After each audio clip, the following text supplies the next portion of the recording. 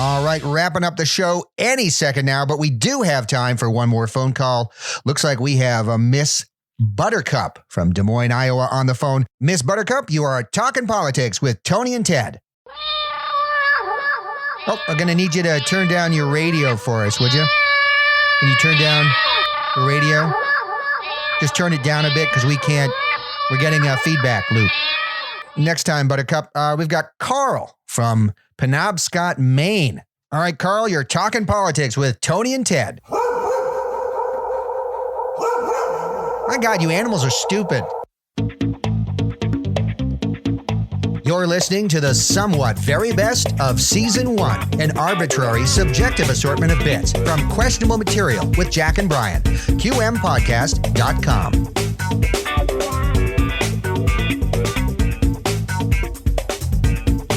Happy anniversary to you. That's creepy, and I'm sorry I gave you a good mic. Happy anniversary to you. It's super. You're not Marilyn Monroe, and you're creeping me out. Oh, yeah? Well, then what are these D cups? Why do you have D cups? I told you to get a pop filter for the microphone, not D cups. What unbelievable. Happy 1 year anniversary. We've been doing this podcast for a year. Doesn't that kind of blow your mind? It does, actually. It went by very fast. Maybe it's the coronavirus, but it went by very fast.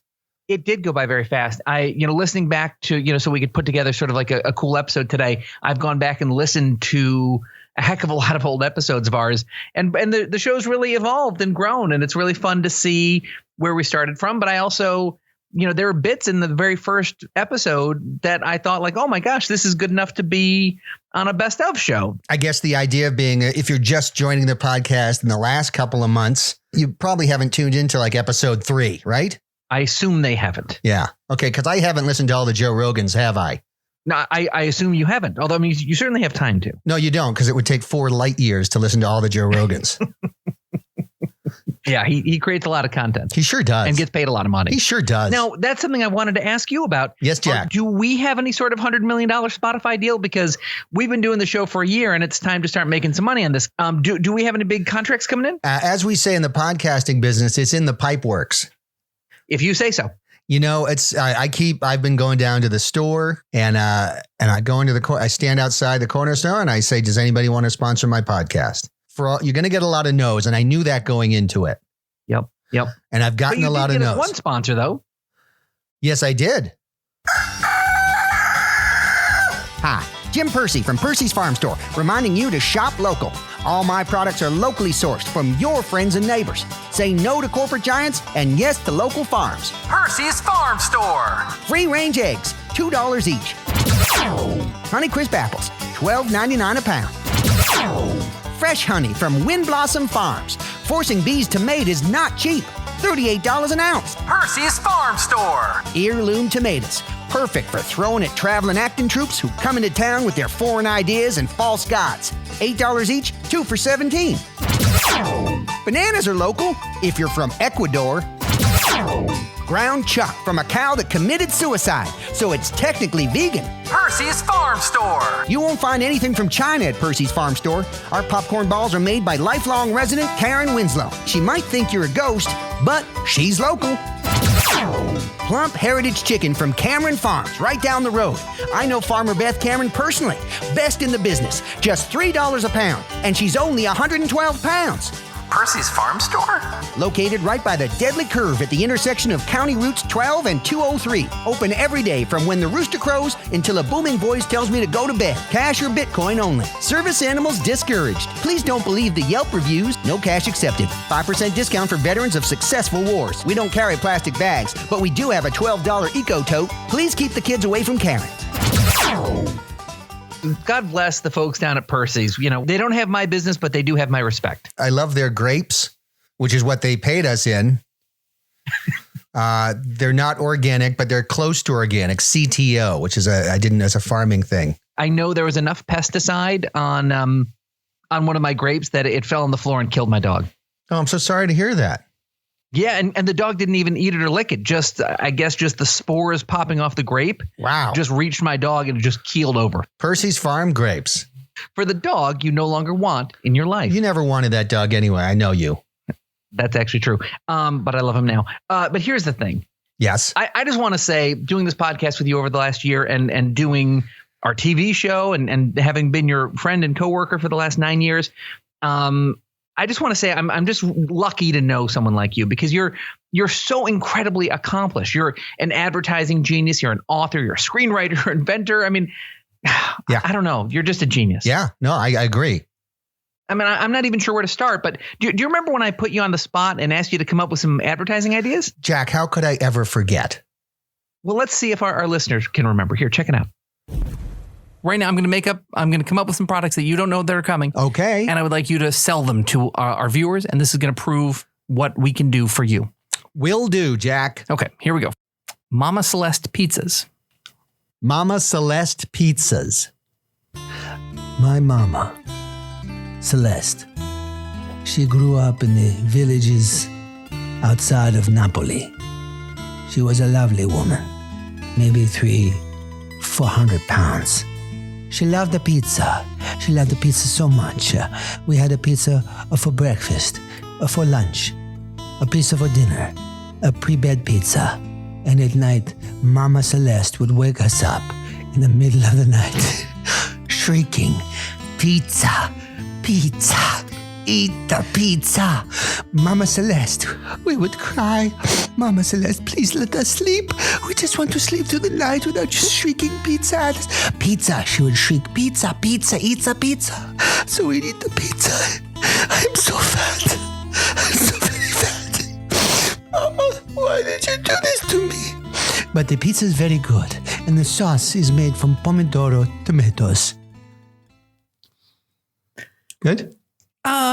It's scary. It was really scary. Frightening? It was really frightening. I'm not hungry. I'll tell you that. Well, then I didn't do my job as an ad man. No, I guess not. I'll tell you what, it's a commercial I'll never forget. Ore-Ida extra crispy tater tots. Yes. Awesome, man. I mean, Ore-Ida's got to be a big company. How do you sell a tater tot? It seems like a pretty fixed market. Well, everybody loves tater tots, right? What do we love about them? They're the unique shape, maybe? The unique shape. They're potatoey, but they're crispy, crunchy on the outside, and then they're soft and delicious on the inside, right? Sure. Yeah. Yeah. And so what we do is the commercial has a potato woman giving birth on a hospital table to tater tots. So that the tater tots are coming out of her potato vagina and going marching in order. They're born, and then they hop on a conveyor belt, which brings them into an oven. And then the oven, toasts them to perfection. Oh, that's really chilling. And do we spend any more time with the tater tot mother? Just at the end, she's sitting in a hospital bed surrounded by crispy tater tots. And she looks sad, as though all her tater children are dead and prepared for consumption. But we don't really say that. Right. We just say the great flavor of Ore-Ida is all Rida. And then it's a little grim, but if that's what the company wants. I don't know if it's what they want. They haven't seen it yet. Oh, really? I just finished it this morning. How much time did you spend on, if you don't mind me asking, the potato vagina? Well, on the graphics, or just coming up with it? Both. Coming up with it was really simple. I had accidentally taken a lot of Motrin and cough syrup, and whatever it was, I don't know if it reacted weird with my Manuka honey and my vitamin C, but stuff was just talking to me. Things were melting and stuff, and then. I had a conversation with the carpet. Where in the carpet let me know that potatoes have biological sex and did in fact have male and female organs. So I guess that's where the idea for the potato vagina came from. Sure. So that came to you almost instantaneously. And what about the drawing or the animation? Because that's probably what it was. How did you create this, and what did you use as your inspiration? Jeremy Lemons from Pixar. He had been at Pixar, but he got fired for writing a controversial memo because he said women weren't good animators, and so they canned him. so he is a really good animator, and he's desperate for work these days. And so, he was. I contacted him. I said, "Listen, I need a potato with female biological parts. Is that something you can do?" And he's like, "What is this?" And I was like, "Well, it's for Orida. It's for tater tots." And I said, obviously tots are children, and children come from the female biology, and that's what I need on the potato." And he said, it was kind of like this heavy sigh, and he's just like, "I'm your man, I guess," is what he said. Mm-hmm. And I said, "Great." And so he worked on the ad for several weeks. And what he sent to me was so incredibly realistic that I was actually prosecuted for vegetable porn, which I didn't realize that's a thing. I mean, there's child porn, and then there's vegetable pornography, which apparently is considered even worse. What? So I was dragged to the town court, and there a lot of accusatory stuff. But in the end of the day, I defended myself. I was my own lawyer, and always a good idea. They realized this was for advertising; it was for the cause of good. So so we then with that animation, I told them what I wanted. I wanted the woman potato pushing these tater tots out of her female biology in a steady stream. And he's just kind of, he looked, it was over Zoom, of course. And he just kind of couldn't tell if he was looking at me or just looking away at something in the distance as if, he'd lost all pride or something. I don't know. It's hard to tell over Zoom. Yeah. Wow. That's interesting. Yeah. Thank you. Well, Brian, I don't see how that can go wrong. Thanks for making life better. Thanks, Jack. That's what I'm doing. Some people do Miley Cyrus things. I do Brian things. You sure do. Crystal meth.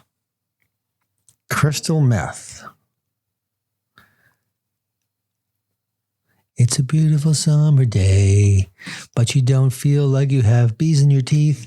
A beautiful summer day, but you want to feel like you have bees in your teeth. Then try crystal meth. Yeah, try crystal meth. Yeah, you'll feel like you have bees in your teeth, and you can whack your teeth with a hammer trying to kill bees. Crystal meth.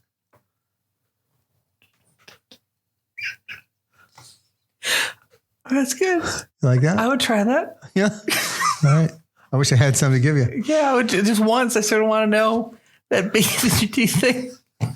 that bees in your teeth feeling. Yeah, I just once. You sort of want to. I definitely want to try it. That was your best work. Yeah, that was really good. Thanks. We should probably close with that.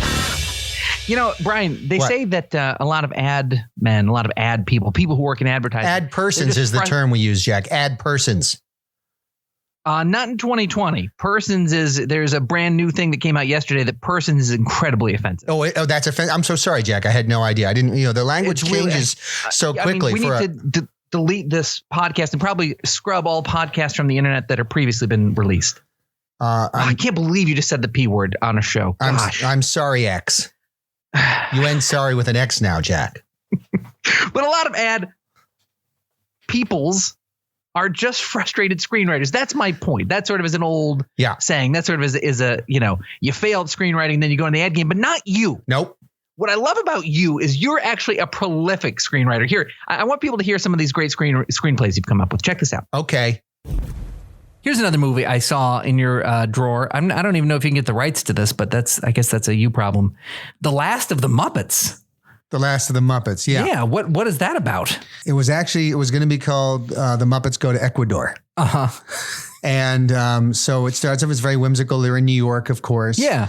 And then Kermit finds out he's got a long lost Uncle Frog. Oh. Javier, who lives in Ecuador. Javier the Frog. Uh-huh. And so he's like, hey, we should go down to Ecuador and see my uncle. Mm-hmm. And so he gets the whole gang. And of course, the public television had just lost a lot of funding. So they couldn't fly down to Ecuador business class or first class. Uh-huh. And so what they said was, why don't we stow ourselves away in the wheel well? So they get to JFK and they all kind of sneak into the wheel well of the plane. It's a Boeing 777. And then, so then the flight takes off, and all the antics take place inside the wheel well because they're cramped, and, it gets a little cold and stuff. And then as they're landing in Ecuador, the wheel opens up, and most of the Muppets fall to their deaths. Except for Kermit, ironically, who's instigated this whole trip. Right. So he survives. He's clinging to the wheel for his dear life. He's screaming. He's in tears. Miss Piggy, you see her sailing in the air, and he's like, "What have I done?" He has a real existential, horrible time, and he's hanging under the wheel. It's 5,000 feet is when they put those things down usually, and unfortunately, Ecuador has very bad air traffic control, so that he has to circle the airport in tears for 3 hours. Of course, we don't get the whole 3 hours. There's a montage of Kermit crying and weeping just as they circle the airport in Ecuador. So it's not in real time? It's not real time because I knew that would be too long. Yeah, montage. That's smart screenwriting. Yeah. So they're circling the airport. He's crying, and eventually they come in for a landing, and he lands, and then he's not as excited to find his uncle. Because everyone he loved is dead, and it's kind of his idea. But ultimately, he learns that his uncle is living in a barrio. It turns out he's not a very nice guy, so the whole trip wasn't worthwhile. You like my movie? You know what, Brian? Yeah. I love that movie. Too many. Too many of the Muppet movies are just so goddamn foolish and whimsical. Yeah. They sing in the goofy songs, and it's just a bunch of nonsense, really. I wanted something. Outer space and pirates, and it's just goofy. Yeah. Thank you for making it real. Thank you. I'm glad you liked it. I hope when I send it to agents, I get some positive feedback. It's really good. It's disturbing. Thank you. And then last one I just wanted to ask you about is Princess Diana, Queen of the Jungle. Yeah. So the premise of this, Princess Diana, Queen of the Jungle. So as you know, was it back in 99? If you're talking about her alleged death, it was August 31st of 1997. 1997. I was actually in France for a wedding. Oh, no kidding. Yeah. When that happened, it was crazy. So, so that's that must have been the reason I wrote this movie. She was originally in a car with Dodi Fayed. Yep. And then, got killed with trying to evade the paparazzi. Well, in my screenplay, she wasn't wearing a seatbelt and the sunroof was open. Oh. And when they struck the column in the bridge, she went flying out of the sunroof at such an incredible velocity that she landed in the jungle in Ecuador. Oh, yes, really. I thought it'd be Africa, much closer to the tunnels of Paris. No, because I was trying to connect, with other movies that I've written. Oh, so it's all the same world. It's all the same Brian cinematic universe. Everything pretty much winds up in Ecuador. Oh, that's interesting. Okay, so Diana shoots through the sunroof across the ocean, not just to nearby Africa, but to Ecuador. Yeah, and breaks the fall, like the jungle trees break the fall, and she wakes up and she lands at a talking frog. Yes. Yeah. How did you know? I was just guessing. Wow. And then, a pack of gorillas comes and obviously kills the frog and then raises her. They raise a 50-year-old princess. Yes. Okay. All right. Okay. They pick up where, the blue bloods left off. Sure. So it's just more like she has very refined manners at that point for sure, but she's not really good at, swinging from vines. Or flinging feces, things like that. Sure. So these are things a princess never learns. Yeah. And these gorillas show her they roll their eyes. They're like, "Oh, check out this one." Right. And did you think that would be well received, a movie like that? I had hoped. But I didn't realize that the person I submitted it to was actually related to Diana. Who did you submit it to? Prince Charles. And real quickly, how does that movie end? Well, she eventually gets out of the jungle and moves to a barrio in Ecuador. And she meets this guy who's a frog. And a lot of talking frogs. Falls in love. And this old woman in Ecuador had told her, if you kiss that frog, this old psychic if you kiss this frog, it will turn into a prince. And she's like, I'm a princess. That's perfect. That makes sense. So she falls in love with the frog and kisses the frog. Mm-hmm. And does he turn into a prince? No, it's a frog. And the old lady was crazy. Oh. Yeah. And psychics aren't real. So she learns a valuable lesson. Oh, that's the lesson. It's important for you aspiring screenwriters. It's important for your main character to like have a lesson that they learn. Yeah. Yeah. And that was the lesson. Okay. Well, Brian, thank you so much for sharing with us. I hope, thanks for letting me, go through your house when you're not around. No, I don't mind that at all. Yeah. And thank you for definitely having written those and for knowing that this bit was coming. I totally wrote those. You know that thing I was saying earlier about a lot of ad persons or people are just frustrated screenwriters? Yes. Well, they also say a lot of prolific screenwriters are frustrated authors. Mm-hmm. And you, my friend, you've got so many books that you've written, and I just respect them so much, including there's a kid's book that you did. It's one of my all-time favorites. It's called The Christmas Secret. Do you remember this book? Yes, The Christmas Secret, Jack. I remember vividly. Could you tell us about The Christmas Secret? Yeah, The Christmas Secret. It's about Billy and Sally. Oh. They're two little kids, and it's the night before Christmas. They're super excited. Oh, fun. Santa's coming. Yep. And so they hatch a plan to hide and wait for Santa. Oh, classic. Yeah. So they go downstairs and they're hiding in the curtains. And then they hear the reindeer and they hear the chimney and there's noise. And then Santa comes out and he's got his big sack of toys. Yep. He puts it down and then he goes upstairs.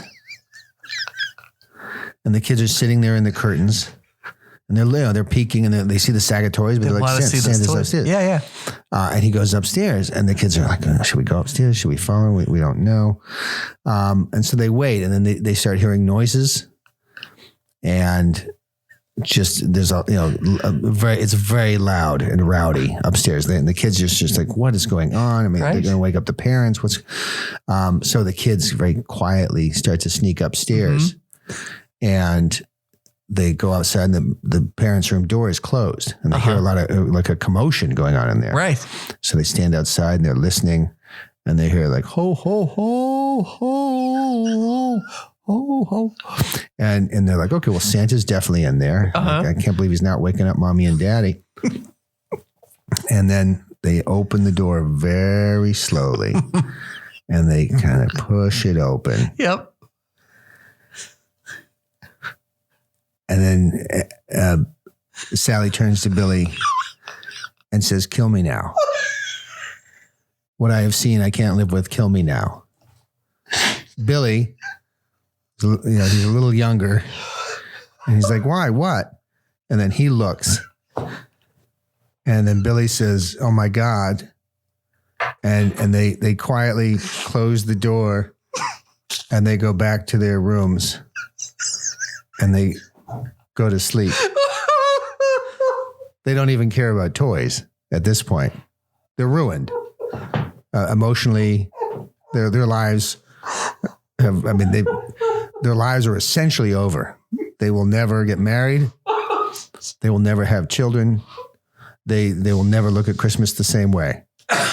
Their lives were irreparably changed from that moment on. The Christmas Secret. Yep. The Christmas Secret. They never talked about it again. What were you hoping to teach kids? I'm sorry. It's allergies. What were you hoping to teach kids with that book? I honestly wasn't hoping. I wasn't thinking about teaching anything. I'd done a couple of hits of acid. And at the time, it just flew. The words just came out. I was typing. The keyboard was talking to me. My cat, I understood to be the reincarnation of Muhammad. So like it was just a weird, intense time. So all the words flooded onto the paper. Sure. And then I got the publisher to just sign off on it. Did you ever like read it after you wrote it, like after you came down? No, I didn't read it until the trial years later. Yeah. Because unbeknownst to me, it had caused a tremendous amount of psychological damage to children all over. It had been translated into numerous languages. That's what a big publisher will do. Yeah. I mean, even Korean. Yeah. Even countries where they don't celebrate Christmas. Mm-hmm. Yeah. Weird. Because kids wanted to know the Christmas secret. And now they know, and it's just like, oh, and I'm in trouble. Okay, whatever. Right. The Christmas secret. Yeah. Okay. So would you recommend that people buy that book? I would watch the movie. You know, Brian, they also say a lot of prolific inventors are frustrated authors. I actually don't think that's a thing. And you're also an amazing inventor. Check this out. All right. So I was wondering, could you give me the Shark Tank pitch for Shower Monkey? What is Shower Monkey? Shower Monkey. The Shower Monkey? Yeah. Well, sure. The Shower Monkey. So, when you are taking a shower and you're in there and, you only have two hands. Yeah. And, one's going to get the bottle of, say shampoo.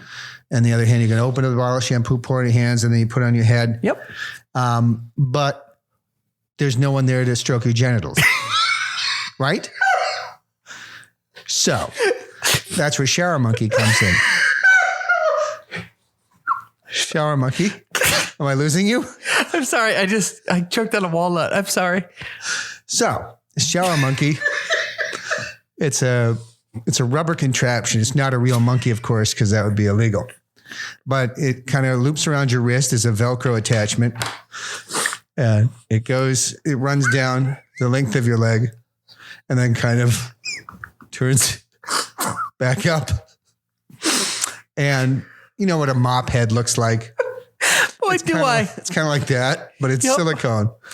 And of course, it's kind of connected to your arm. So as you're rubbing the shampoo in your head, the Shower Monkey, the silicone, pleasuring you. is pleasuring you as you would like in a shower.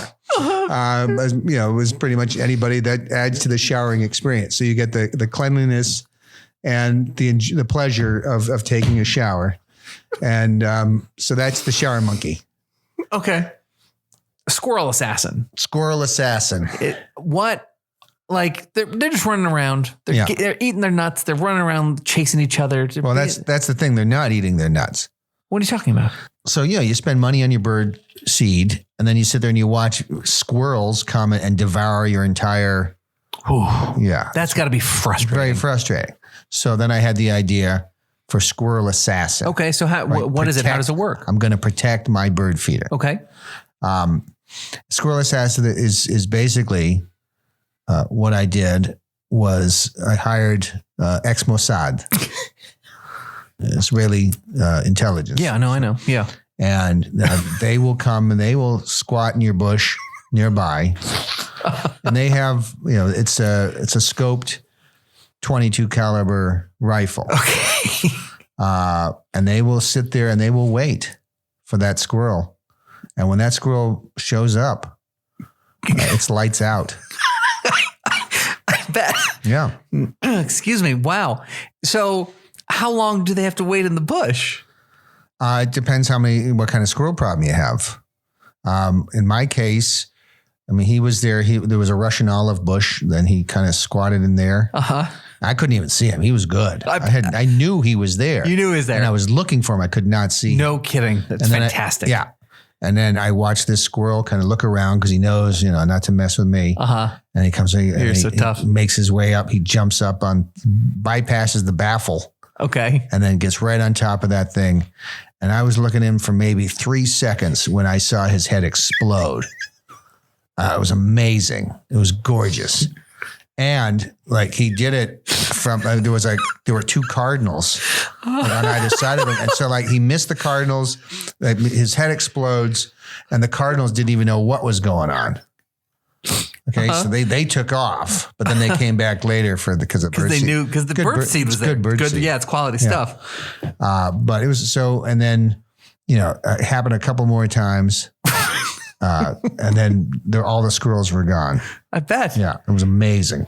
I'm sure this gets a little dicey legally, but does it work for other pest problems that you might have? It's funny you say that because my wife was talking to a Jehovah's Witness. And and he's just talking to her, and she's just sitting there kind of rolling her eyes. And then his head just explodes. And like, she had no idea, like she scatters. And then, I just look over, and then I see the guy in the bushes, and it gives me this knowing wink. I'm like, what? He's good. That was at the house. Yeah. That's really good. Yeah. It was amazing. Does he have any level of discretion, or does he just have a license to kill? Like, he kind of did his own thing. He was autonomous. okay. He seemed to have an inkling of what needed to go. And you were comfortable with him having the power to make those decisions? Yeah, I had this guy do a bunch of work around the house, and then suddenly he's hitting me up for all this extra money for like paint and all this other stuff that we had never approved. Sure. And so I'm talking to him, and his head just suddenly explodes, and and then I realized, oh my God, this squirrel assassin is worth his weight in gold. He saved me a ton of money. I guess. But are there going to be questions when like that guy's wife, like at dinner time, is like, well, boy, Billy didn't come back from the Saks house. She was there at 8:00 that night. She's like, "Where's my husband?" And I'm like, "What happened?" Yeah, I'm like, "What are you talking about?" So, did she go to the police? No, I'm talking to her, and she's like, I'm going to go to the police. I'm going to go to. I'm like, I have no idea what you're talking about. I don't know where he is. Why he was here. I paid him. He left, and she's like, I'm going to the police, and she's getting into her car, and her head explodes, like it was magical. Okay, yeah. That's magic. It was just incredible. It was like this colorful mist, just like, psh, and you don't even hear it, and so it was stunning. And he got her right before she shifted. So like the car stayed in park. Wow. Oh, incredible. And we got a free car. That really pays for itself, is what you're saying. Yeah. That if you really play your cards right. Yeah. God, it seems very murdery to me. A little bit. Yeah. No, a little bit. Okay. Squirrel assassin. Yeah. Okay. Brian, they say many ferry boat drivers. No, they don't. Nobody says that.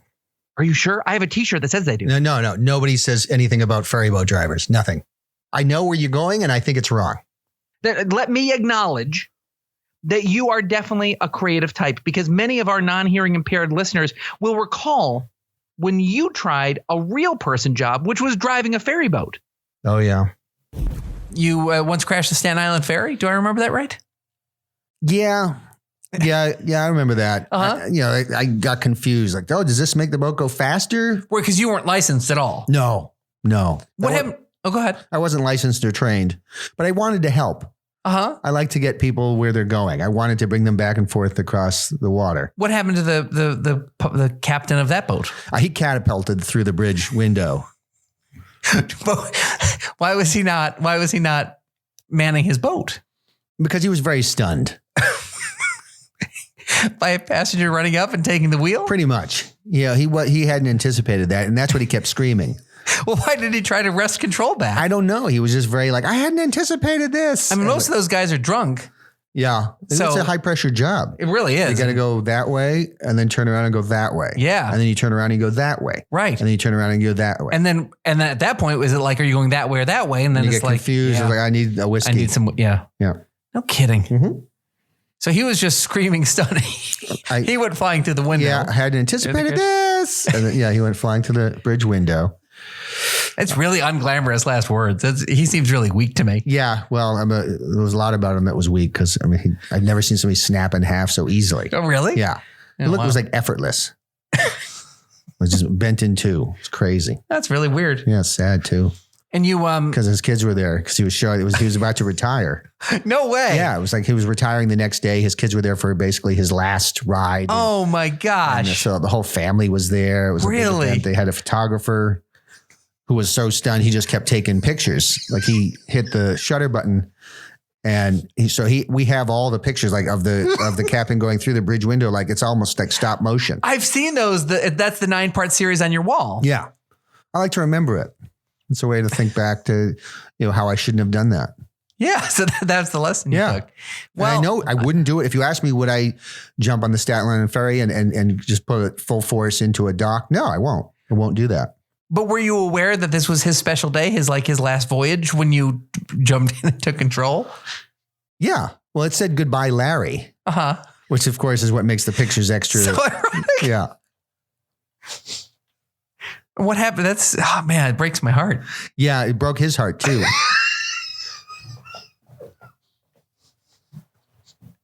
Yeah. I mean, You okay? yeah, no, I'm good. Just when you're split in half, I guess your heart would break. Yeah, no, it's just the location is everything. Just like a restaurant. It's just like restaurant. What happened with his family? On board with you? I mean, like, what are they okay? What were they in the driving area? I don't know what that's called. The bridge. The bridge. Sorry.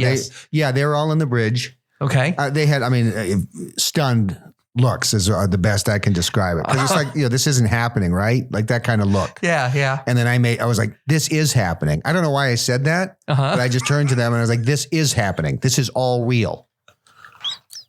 And it was hard for them to process. I bet. I mean, especially after their dad and husband went soaring through. Yeah. Saying, I did not see this coming. Was that his last words? I had not anticipated this. Yeah. It's such a formal way of saying it. Yeah. And he got it out. So it was very, you understood every word. I think a lot of people, especially as the bridge glass was like severing arteries and things, you would probably slip up and be like, or something. But he got it all out. Oh, wow. Yeah. Cheapers. Yeah. And then so I'm sorry. When I get sad, sometimes it sounds like chuckling. Jack, I just want everybody to know I feel really bad about that incident. And to take his kids' minds off of the tragic and senseless death of their dad, I paid for the kids to go to camp. Aww. Yeah, Camp Zoom. COVID-19 destroyed your child's school year, but you don't have to let it destroy your child's summer. Introducing Camp Zoom. Camp Zoom! The world's first 24-hour virtual summer camp for boys and girls of all ages, located right on your computer. Camp Zoom! Archery, canoeing, softball, horseback riding are all available to chat about. Camp Zoom! Camp Zoomers get to spend the day indoors, imagining what might have been, and forming new friendships, unless the Wi-Fi cuts out. Camp Zoom! Here's 13-year-old Camp Zoomer Jay. We pretended we were swimming in a lake. Camp Zoom! Summer's here. A lifetime of camp memories is just a download away. Camp Zoom! Wow. Well, you know what? You're definitely square now with those fatherless children. Thanks, Jack. I'm good with kids. Yeah, you are. And so recently, Brian actually sat down and to give my daughter some advice. I sometimes I have a little trouble with parenting, and Brian has already sort of been through it, having kids of his own. So I asked Brian to help give some advice to me and my 7-year-old daughter on a show. Here, check it out. Listen to this. How do you know what boy likes you? Well, I walk into the bathroom and I tap my foot 4 times. I stand at the urinal. Tap, tap, tap, tap. If another boy goes tap, tap, tap, tap, that means he likes me. Got that? Yeah. That is foolproof. I guarantee you. And if it looks like he's in a stall with a wide stance, then it's probably a senator. Okay, good. That's sound advice. Sure. Let's see what else. A bully is being mean at school. What do I do? Oh, that's a good one. Bullying is a serious problem in schools. What's the name of the bully? Kinderjoy. Kinderjoy. No. First of all, anybody who's named Kinderjoy is going to be a bully because it's a terrible name. He's been named after a German candy and he's angry. He's lashing out. But let's just say his name is Bruce. So Bruce is a bully. What you want to do is you want to kind of look at Bruce and be able to, in your mind, picture him. Say, okay, what does his hair look like? His eyes, his nose, how tall is he? How old is he? You're going to take all that information and you're going to give it to my friend Juan Carlos. And you will never have a problem with bullies within 3 to 4 days. Wait a minute. As soon as the money is transferred. What happens to Bruce? Nobody knows. That's the glory of it because there's no evidence. Oh, I see. You know what I'm saying? This is, man, you're a guy to know. Yeah. Okay, so honey, do you understand? So Brian, he knows a guy. But it's going to take 15,000 Tooth Fairy dollars. So start plucking those teeth out. That is not funny. Wow. Ooh. Ouch. Okay, Eden, remember that I'm your daddy and I buy your birthday presents. So let's keep going. I do. Barely. I want to invite 10 people to a birthday party, and my mom only lets me have 3. So you want to invite 10 people to a birthday party, but your mom only allows 3. So 70% of your birthday party guests can't come. So what does she do? Sure. Well, you want the people who are coming to be your most important friends, right? And you want your most important friends to be the most tactically proficient and strong of your friends, right? So you want to put them all in a room. And what you're going to do, if you have 10 people, that's 5 pool cues. You're going to break the pool cues over your knee. You're going to hand each person a broken pool cue.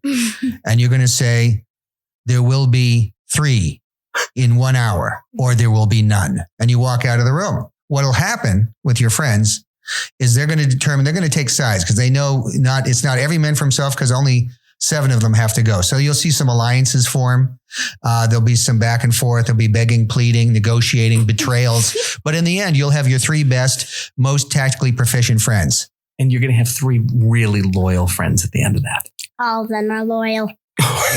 Well, oh my God. They might be loyal, but they're weak. It chills me to the bone. They're all strong.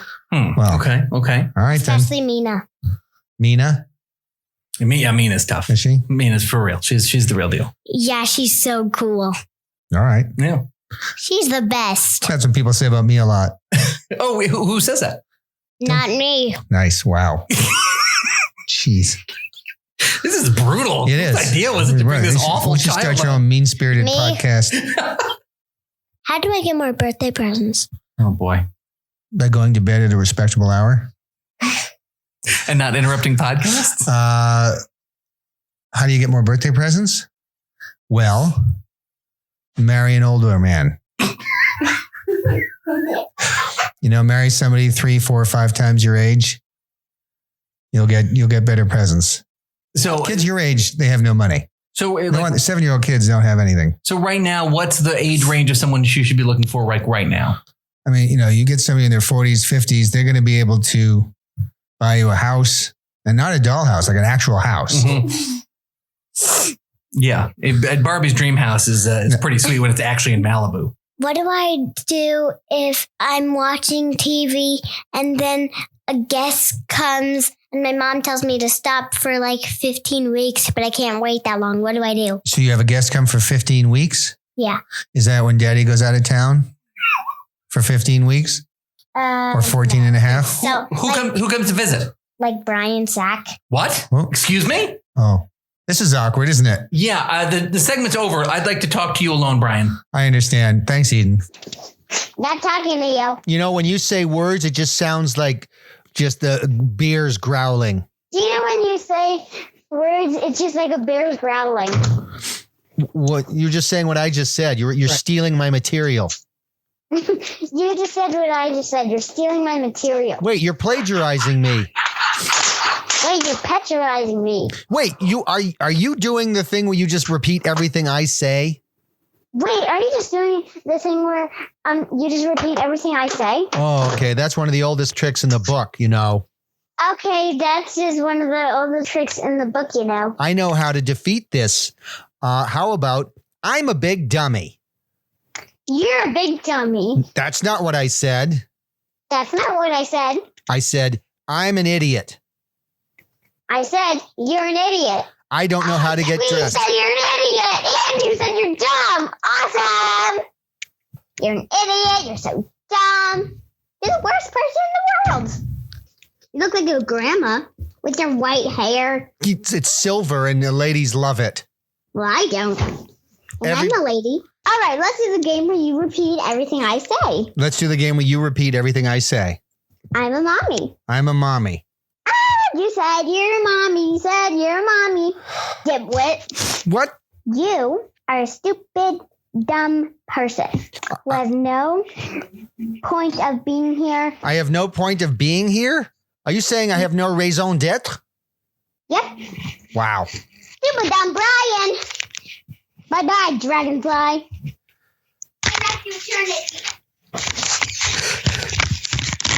Hey, Brian, I've been gone for a few minutes. How'd that go? She's a piece of shit. Jack, I don't know if you know this, but we do a segment called News You Missed. Have you heard Yeah, of I've it? been doing the show for a year. I know. Oh, you do? Okay, sorry. I thought you might not know. So the premise of News You Missed, Jack, as I tell you, as the setup of every news you missed, is that I look for news articles that have fallen through the cracks, because most everything is, of course, related to Trump these days in the news, right? It's all Trump, Trump, Trump, Trump, Trump. And stuff falls through the cracks, and it's important news. I find it and I tell it to you and the listeners. Yep, I know. Thanks for telling me stuff I already knew.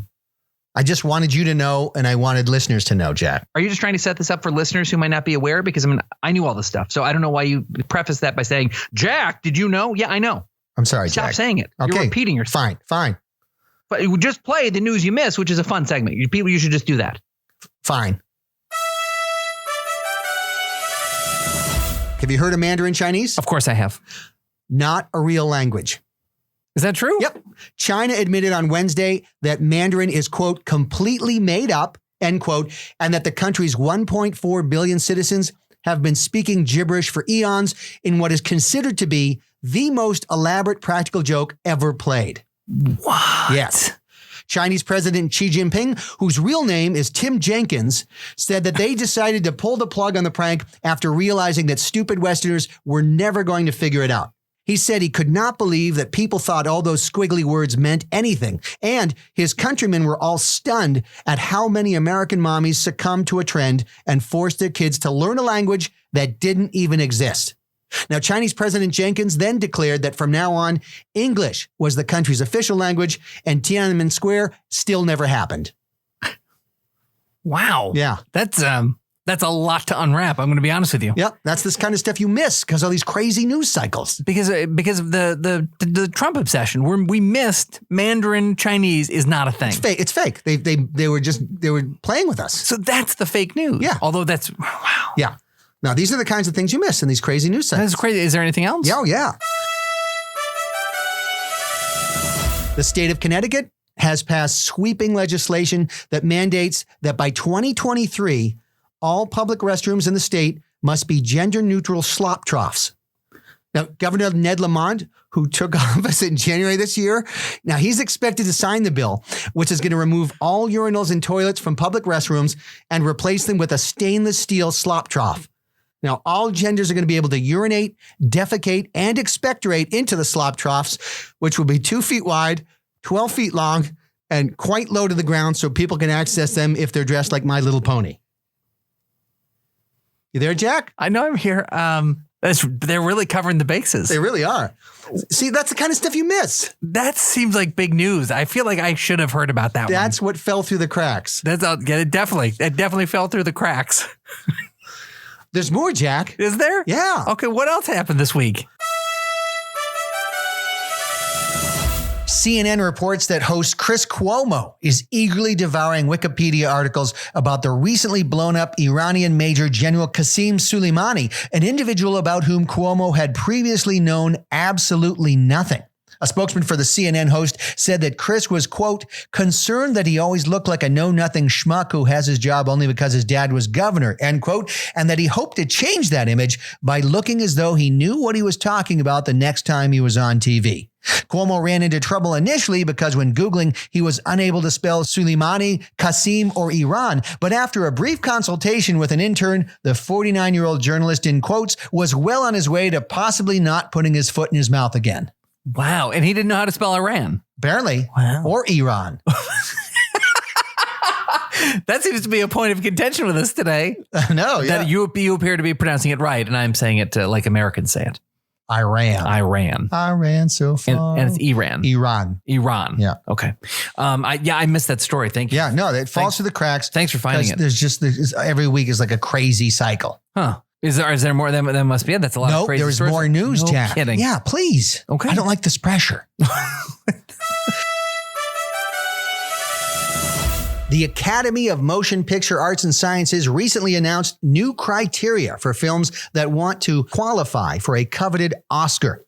According to an Academy spokeshuman, films that wish to be considered for the 2024 Oscars and beyond must adhere to 37 specific guidelines designed to make films more diverse, inclusive, equitable, and all the other buzzwords, and to make sure that marginalized groups are always represented regardless of the storyline. Going forward, all films must draw from a pool of 8 characters authorized by people with degrees in ethnic studies and will receive extra Oscar consideration if they use all 8. The authorized character pool includes Jamise, a black female computer hacker with 1 kidney, Antifa Bill, a noble warrior who hits elderly hate speech people over the head with a padlock, a doctor who authorizes gender reassignment surgery for 4-year-olds, and Injun Joe, a wise and good-hearted Native American who's allergic to concrete.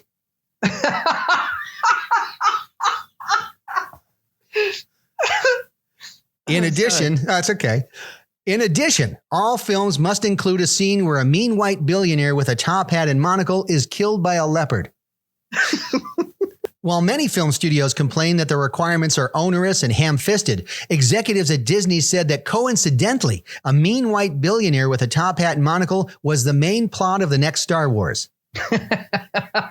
And you know what, Jack? The news cycle is so crazy that even filthy flying rats are missing the news. What? A lot of pigeons in the city. Yep. And all the pigeon newspapers are shuttered. Oh, gosh. So I wanted to offer some news for pigeons. Oh, that's great. Yeah. So for all the pigeons in the audience.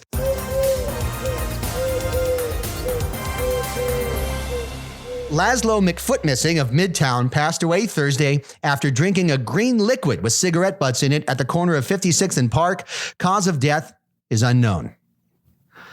Ryan Oily Feathers of Gramercy discovered an uneaten French fry on the road near Barnes & Noble in Union Square. He was able to eat half of it before he knocked it into the gutter. Oh.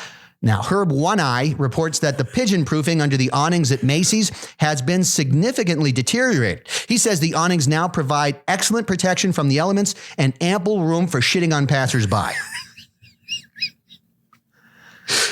A large gathering near Bleecker Park was disrupted Monday when it was violently charged by an agitated young human. Sources say the incident was unprovoked. According to area resident Freddie Suitshitter, the park has been the scene of several unwarranted chargings and is no longer considered one of the top places to roost in the city. Oh, wow. Peter Slow React was struck and killed by a Department of Sanitation truck early Wednesday morning while sitting on Canal Street. He should have seen that coming. A memorial service will be held in the exact same location. The body will remain on display until it deteriorates.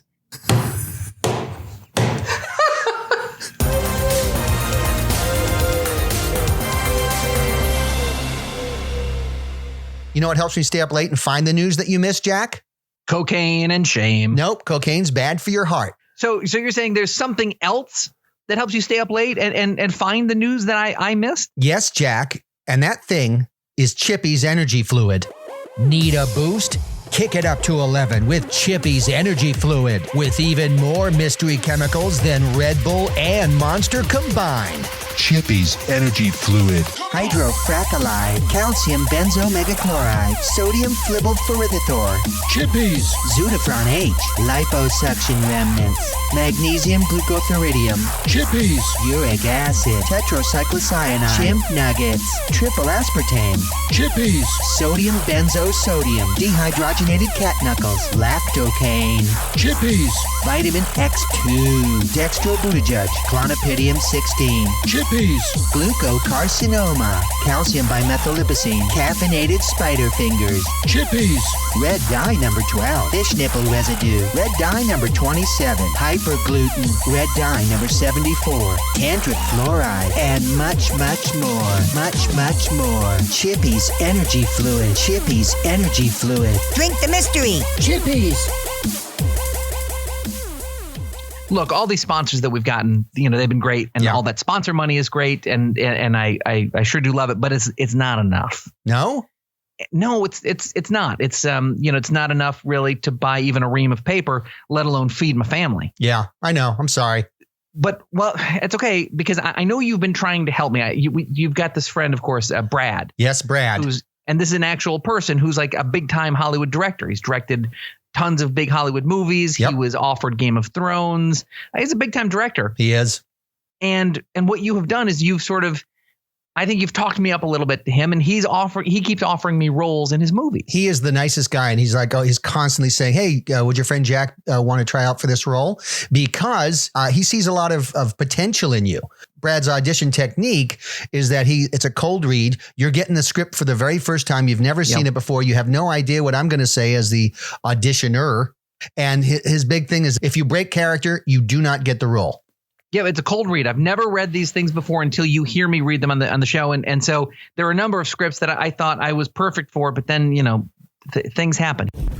This is a new superhero film. Ooh. Aquaman 2. Oh, Yeah. great. And you won't believe this. He thinks you would be right for Batman. Okay. Yeah. I totally believe that. There you go. Oh, yeah. I like your voice. You sound Thanks. like Ben Affleck Thank you. with a little extra testosterone. Yeah. Yeah. And sober. Yeah. Yeah. And not married to J-Lo. All right. And so J-Lo, you stopped paying attention to pop culture in 2003. What a jerk. I don't know anything. I know she didn't get an Oscar nod or whatever the hell. Yeah. Surprise. All right. So this one, okay, this is Aquaman 2. Okay. Sequel to Aquaman. Interior, Aquaman's secret cave. Batman arrives in his bat submarine. Aquaman is petting a lobster. Aquaman, Gotham is under siege. We need your help.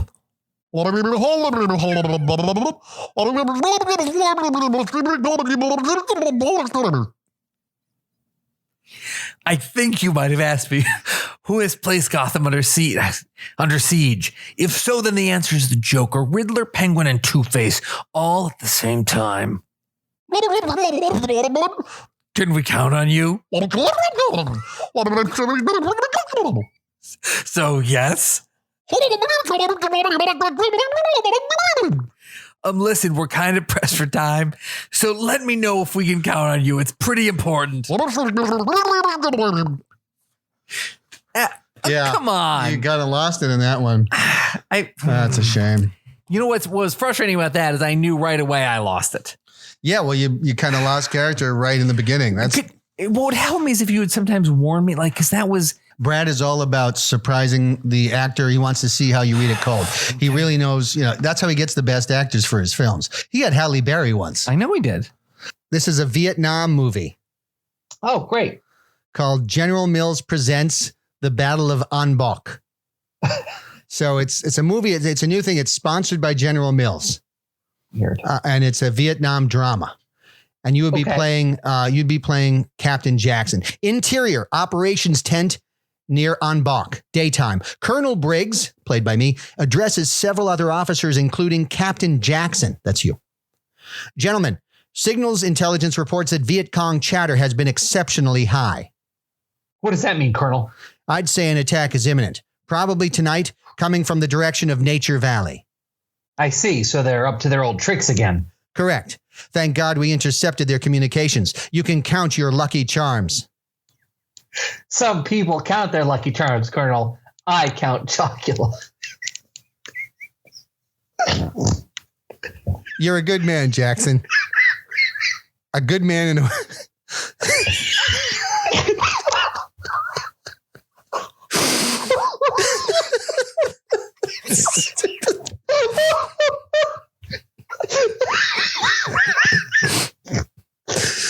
You're a good man, Jackson. A good man in a world full of nut clusters. I need to make sure my radio is operational, Colonel. Checks 1 2. Checks 1 2. Good. It works. Now, before we launch our preemptive attack, we're going to napalm their positions. Excellent. That should leave them cookie crisp.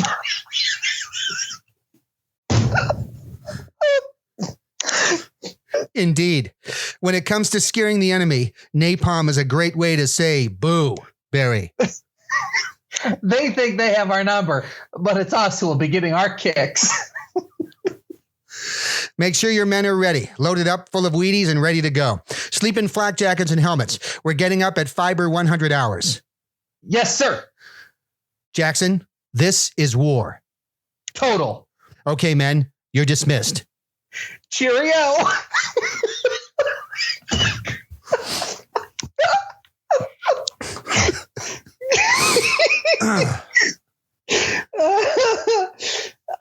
Wow. Yeah. How'd I do? You know how you did. So this film that Brad's working on, it's called Charlie Company. Okay. Okay. It's a World War II themed film. That's great. I was reading the role, and it's this officer, Army Captain Sean Johnson. Okay. Big, tough guy, tough as nails, tough, like strong, just a man, right? And I was like, oh my God, Jack. Oh, wow. Totally right for that. Thank you. So I'm going to give you the script. Okay. Right. So we'll have to read it cold. That's one of the things. I've never read this. Okay, Yep. You've never read. All right. So Charlie Company, this scene that we're auditioning. So it's an interior prison cell. That means inside. Inside is interior. Correct. All right. So remember, it's really, really important to stay in character. Okay. Okay. And you like this tough guy, no BS. All Super right? macho. Got it. Gestapo officer Hans Bosch stands over a bloodied and battered Army Captain Sean Johnson. That's you. Okay, Who is okay. tied to a chair. A single light bulb hangs over his head. I already told your Gestapo friends my name, rank, and serial number. You damn Nazis won't get anything else out of me. We will see about that, Captain Johnson. I'm pretty sure you will tell me everything I want to hear. Name, rank, and serial number. That's all you get, Fritz. I see. Well, perhaps I can change your mind with this piece of poo-poo. You're lucky my hands are tied. Otherwise, Otherwise, what? You would seize the poo-poo from my Aryan hands and throw the poo-poo at me? that'd be a start. I'd definitely get you back for tying me to a chair and beating me. Yes. Well, unfortunately for you, you are tied up, and I am holding the poo-poo. And as the saying goes, Captain, the one with the poo-poo calls the shots. Yes, I know that saying well. It's a very common saying. My grandmother Flossie said it to me all the time.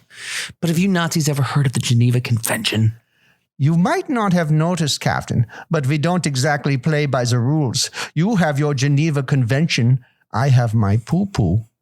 Man, you frickin' Nazis are obsessed with Poo-poo. I know. But that is to be expected when your leader writes a book called Mein Kampf. Do you know what Mein Kampf means, Captain? yes, my struggle. Yes, my struggle to make a big poo-poo. You're on the wrong side of history, Fritz. And scene. Jack, I'm really sorry. I don't think you're going to get that role. Why? Because you started laughing in the middle of it. You just can't be doing that. Brad was very, very specifically, he said, they got to stay in character. But I didn't know. I thought it'd be more traditional dialogue where like German didn't talk about poo-poo. This is the way Brad likes to cast movies. Did he write this? No, he didn't write this. This feels like a Lawrence Kasdan. This was written by Lawrence Kasdan or somebody. Yeah. Yeah. So, but I'm really sorry, but I feel like you kind of lost character in that, and there's a Damn good it. chance he's not going to give you that role. But there are more. We have It's more frustrating chances. because I wish people could see the sides that are in my hand right now because all my lines are on the page, but all of your lines are blacked out. So I don't know what's going to be said to me. That's the whole point. Is really because Brad likes to. He's testing. He likes to test the actor. Okay. All right. This one is called The Founder's Dilemma. Okay. It's set in the 1700s, right after the Revolutionary War. I feel another Oscar nom It's type got of a thing. lot of potential here. Okay. And you'd be playing the role of Thomas Jefferson. Oh. He thought you kind of looked like Thomas Jefferson, and he found you his words were very Jeffersonian. Oh, neat. Yeah. Okay. So this is Jefferson addressing Ben. Okay. right. Okay. Interior, Independence Hall. Okay. Ben, we have an opportunity to create the greatest country this world has ever seen, founded upon the principles of liberty and freedom. There's been nothing like it in the world. Are you with me? Meow. That's a good point, Ben.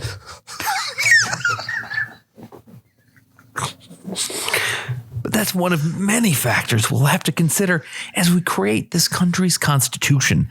And we need to consider that man is fallible and has a tendency to gravitate towards tyranny.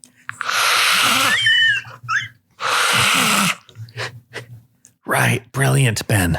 Absolutely brilliant. But what would we call it? Meow.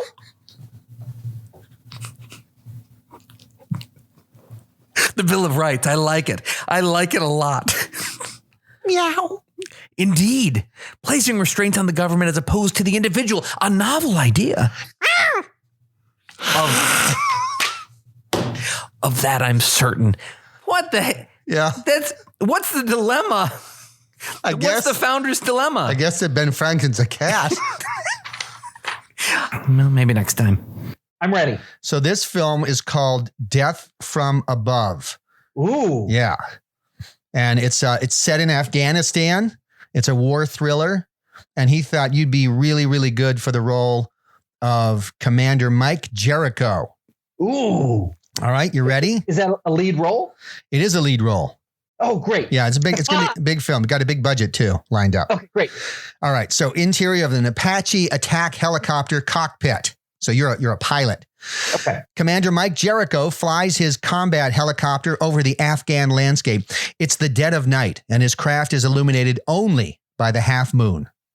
This is Tango 77, which is my call sign, approaching the place where the targets are supposed to be hiding out. Roger that, Tango 77. Prepare for a possible engagement. Roger that. I'm activating the nighttime see stuff mode that lets me see stuff in the nighttime. Like if they're running around, they will look like little white blips. Then you can kind of tell that they're Taliban or farmers or whatever. Do you have visual contact? Negative, which means no in Army talk. I think I see a lamb and some chickens, but I'm not supposed to engage the chickens, correct? Affirmative. Do not engage the lamb or chickens. Affirmative means yes in Army talk. Affirmative. Tango 77, what's your status? I press the whisper button so the helicopter, which I've nicknamed Barney, is hovering super quiet so the Taliban or maybe farmers can't hear Barney. Roger that. Oh, my stars. I have a pickup truck approaching from the east, and it looks to be filled with Taliban or farmers. Roger that. Can you confirm the make of the pickup truck? Based on the shape, it appears to be a Toyota. Okay, that's the official truck of the Taliban. You are clear to engage when ready. Roger that. I am flipping the red thing that covers the shoot button so that I can shoot the guns. The Taliban truck stopped. There are 7 of them, which is hilarious because my call sign is Tango 77. Engaging. Roger that. I'm going to press the button now, and there will be a whoosh noises, and the Taliban guys will hear a sound and be like, what the heck is that? Then they will blow up and stuff. Roger that. This is for you, Lady Gaga.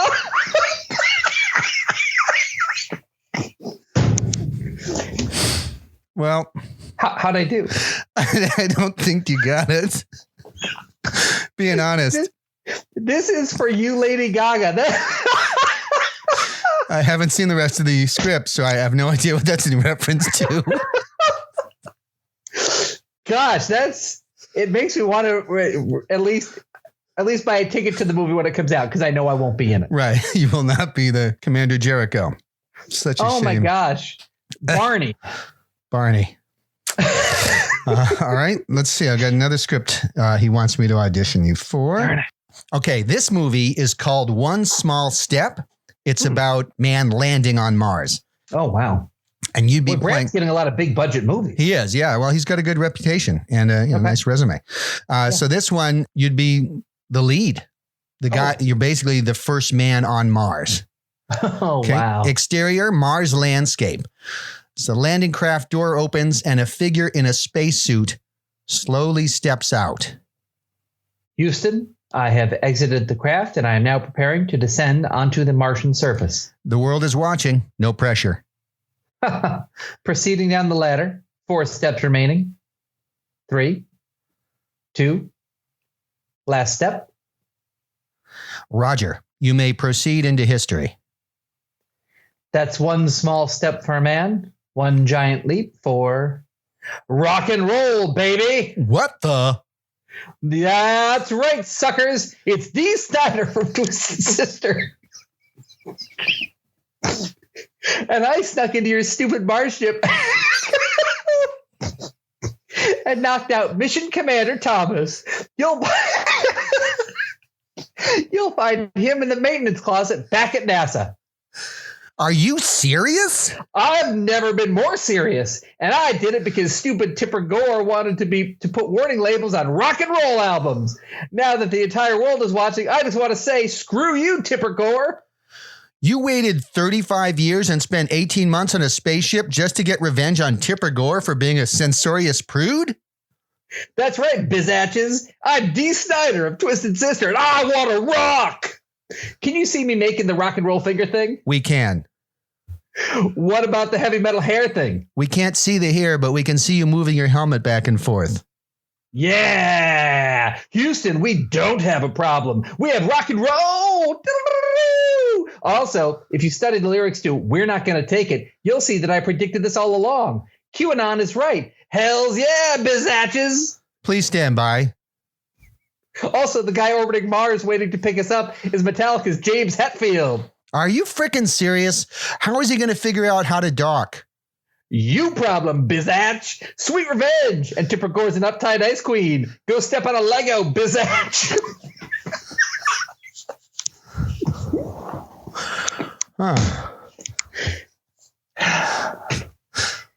So Brad has written $140 million space movie about Dee Snider enacting his revenge plot on Tipper Gore. I guess so. And his final line that he wants her to suffer is that she steps on a Lego. Bizatch. Yeah. I don't, he's the writing guy. There's one more chance to get a lead role in a new film that Brad's directing called Eternal Love. Ooh. Interior restaurant. Okay. Jack and Brenda. So Jack would be the handsome man. That's why I thought of you. Mm-hmm. And Brenda are in the middle of dinner at a very chic restaurant. They're holding hands.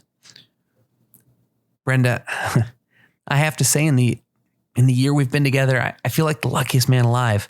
I'd like to propose a toast to us. To us.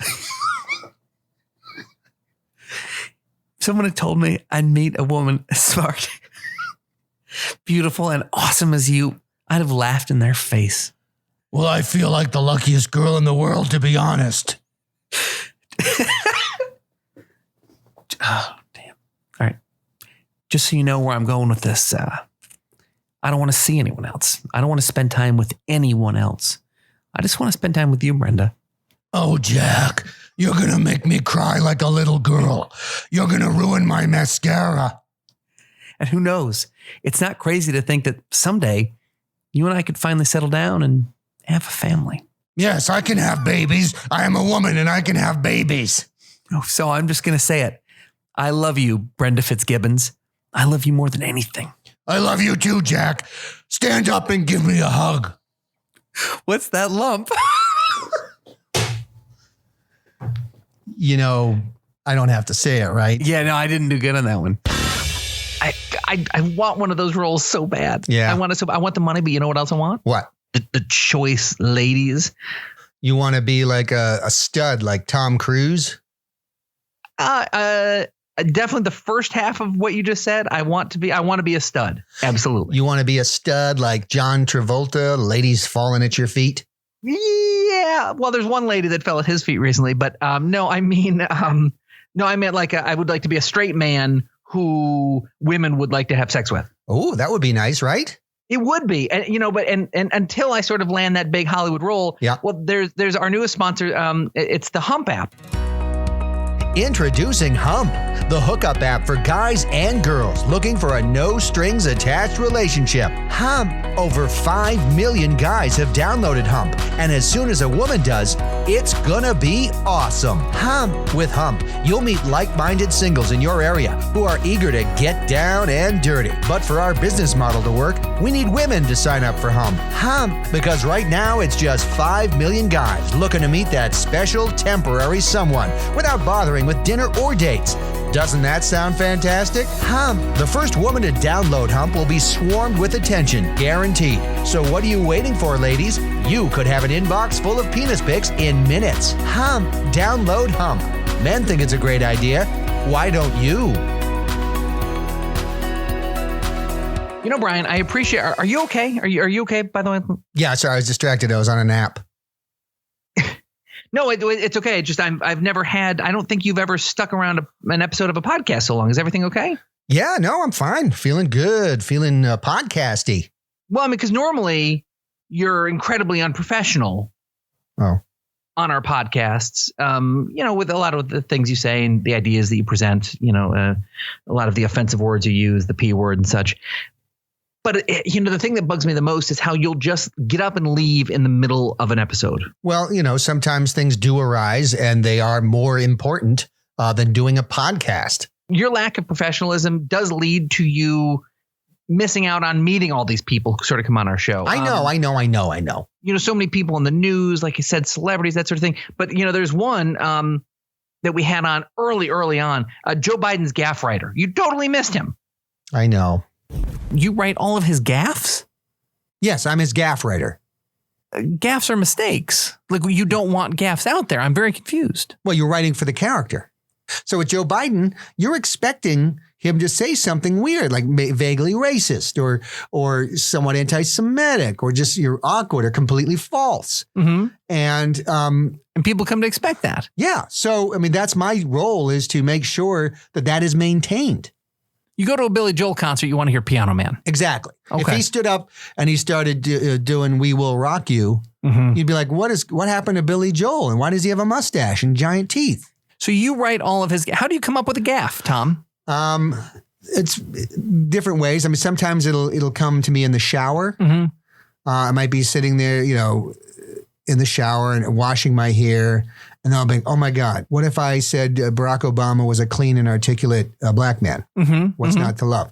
And that came into my head, and boom, he was saying it a day later. Wow. Yeah. The power. You've been with him that long. I've been with him for all his presidential runs. Oh, yeah. Because there have been a lot. 73.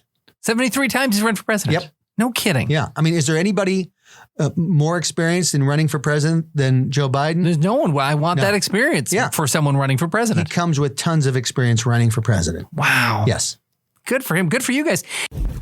You know who else you missed? No. You were off, I don't know, probably having a pedicure or going to like a peacock festival. The new leader of ISIS was on our show, and you missed him. And he's here talking about his new jihad of annoyance. What plans do you have for ISIS? We call it jihadun. Oh, gosh, that sounds scary.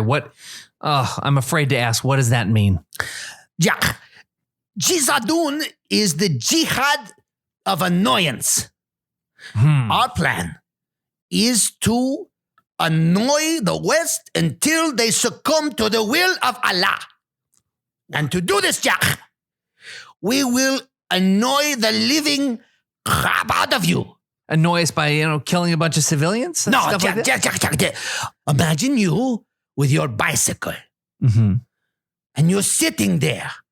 And someone, a brave and noble lion of the caliphate, comes running up with a padlock and locks your bike to a telephone pole. Oh, what a jerk. Laughing all the way. Allah Akbar, Allah Akbar. Running down the street. What do you do now, Jack? You don't have a bike anymore, do you? No. Then you will succumb to the will of Allah.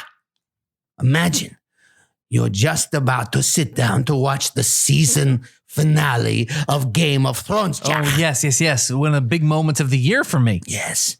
And then a noble warrior comes running into the room. No. Jon kills Daenerys. No and way. runs out the window, Jack. No. Yes, Jack. We will spoil movies, television, you name it. Monsters. Yes, we are willing to do that, Jack. Until you succumb to the will of Allah. Imagine, Jack, you like to post your recipes on the internet. And then someone posts a review saying, I exchanged the sugar for agave syrup and these cookies are terrible. And they give you a 1-star review, Jack. But you didn't follow the recipe. Why would you? It doesn't matter. I do it for Allah. We will annoy you with jihadun. God, the jihadun is despicable act. You will succumb to the will of Allah. Can't you just kill some people I don't know? I don't want to kill anybody anymore, Jack. It's super unpopular. I don't know if you've noticed. Another thing you never got to listen to. Oh my God. Again with the Brian missed the interview thing. Yeah, well, this was a really good one. It was my interview with Portland's defunded police chief. So the city of Portland, Oregon, decided to completely defund their police force, and then this poor sap became their new police chief. Check this guy out, Brian. Now listen. Fine. Learn something. Fine. I learned a few things. One is that people get very upset when they get robbed. Oh. Yeah. I would go to the location of the incident and I'd talk to the person and they'd always be very upset. I was robbed. My business was set on fire. This is my whole life here. It's been destroyed. And it's sad. Yeah. So, okay. So what do you then do to help those people? I leave. That's not helping them. No. I mean, gee, there's nothing really I can do. Because you gave all your guns away. You know, Brian, it's not just people in politics, like I've said. If you would stick around every once in a while, you would learn how many things are changing in the world of business. Did you know that McDonald's is in the vanguard of fast food sexual liberation? No. Yeah.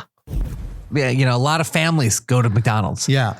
So that's definitely, we're going to want to give the heads up on that one. Yeah, we're definitely going to take precautions. There will be a lot of visual barriers to prevent parents and children who don't want to see what's going on in the splosh rooms from actually seeing that.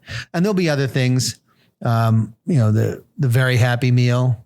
Oh, it's for adults. Oh, what comes in the very happy meal? You.